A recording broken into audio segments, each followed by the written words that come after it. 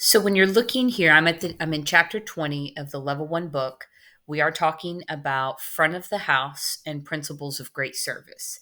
So these are some of the characteristics that are necessary and some tips that you need to be able to serve guests both safely and to the best of your ability.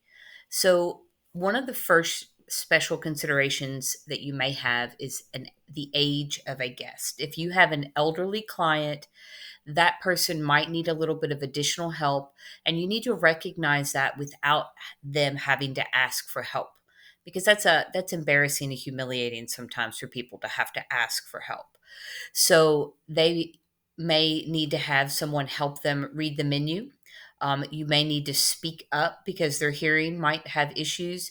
If they order at a counter and have to walk to a table and carry, they might need someone to help them and to carry their food for them, or they might need help counting money. It's really important to always be patient and respectful when you're dealing with the older clients. Along that same line, older clients and other clients, your guests may also have special dietary needs. So it could be a food allergy that is causing a concern, it could be a religious exemption, or just simply by choice of choosing a special diet.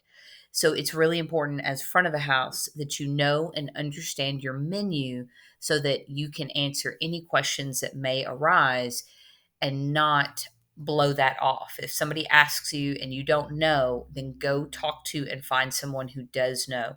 Don't try to act like you know when you don't, because that could be something that could cause a dangerous situation for many people with the food allergies.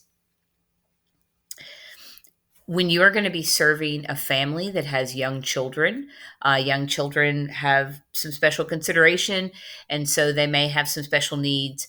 High chairs, booster seats. They also may need something to entertain them. So some parents might already have an electronic device or an iPad, something that they can play a game on.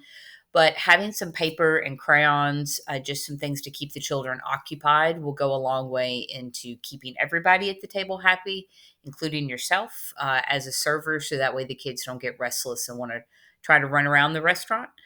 Um, you should also be familiar with the children's menu. Um, Make sure that you know where these items are kept. So when you do have families and you need to run and grab something, you may even want to bring a quick snack out, like crackers or a roll, to the kids. Then, and also be aware of the dietary restrictions and food allergies for them as well. So, a first time guest is going to need a little bit of extra help because they're probably unfamiliar with the menu. The easiest way to identify that is to just simply ask, have you dined with us before? And if the answer is no, then plan to spend a little bit of extra time with these clients.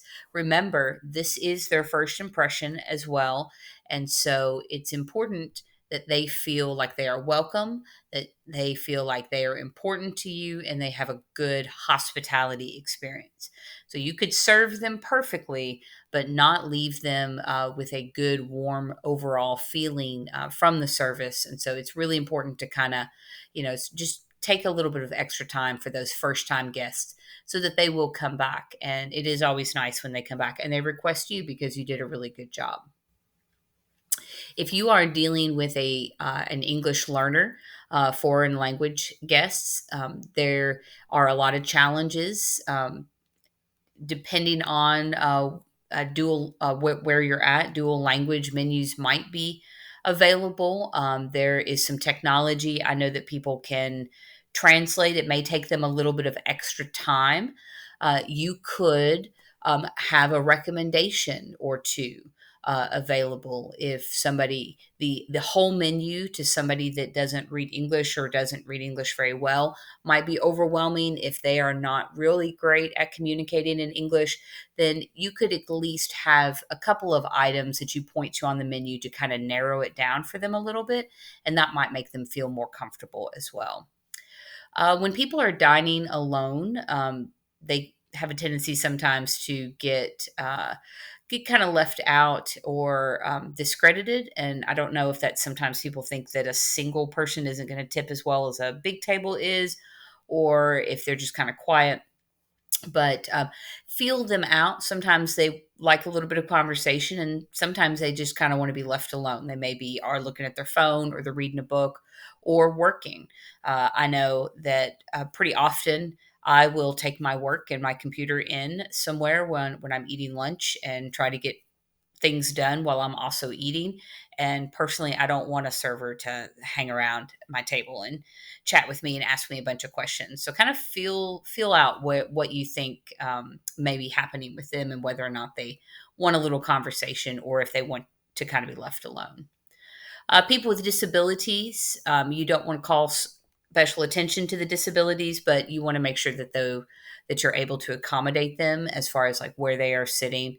A prime example of this was I worked in a restaurant, and the tables were kind of close together, and we had a hostess that would seat people in a wheelchair on in the aisle, where we were carrying trays around them, and they kind of took up a lot of space, and that really wasn't very accommodating, and I felt like they were also uncomfortable.